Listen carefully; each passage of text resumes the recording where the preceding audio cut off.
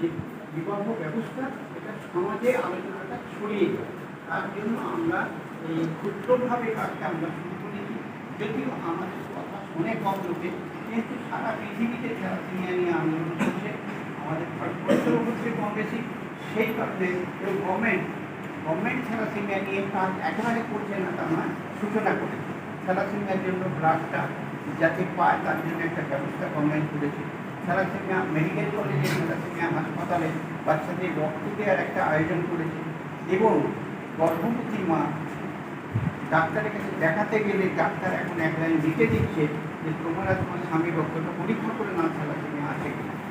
এগুলো দেখে নিয়ে কি করা যাবে সেটার ব্যাপারে এখন এগুলি, সেটা একটু দূরের ব্যাপার।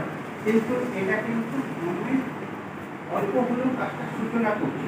এটা সেন্ট্রাল গভর্নমেন্ট নয়, হোল ইন্ডিয়াতে এই কাজটা হচ্ছে কম বেশি।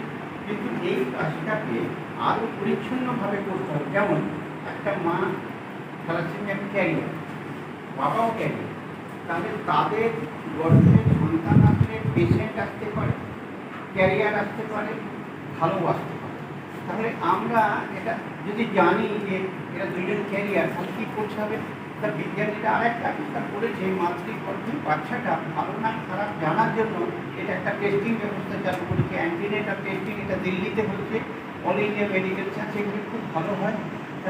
ওরা বহুদিন থেকে এই কাজটা করছে। তাহলে ওখানে গর্ভবতী মা তার পেটের বাচ্চাটাকে রক্ত পরীক্ষা করে জেনে নেবে বাচ্চাটা অঙ্গ আছে না, মোবা আছে না, থ্যালাসেমিয়া আছে না, হিমোফিলিয়া আছে। আমরা সেই দিকে না গিয়ে আমরা প্রপার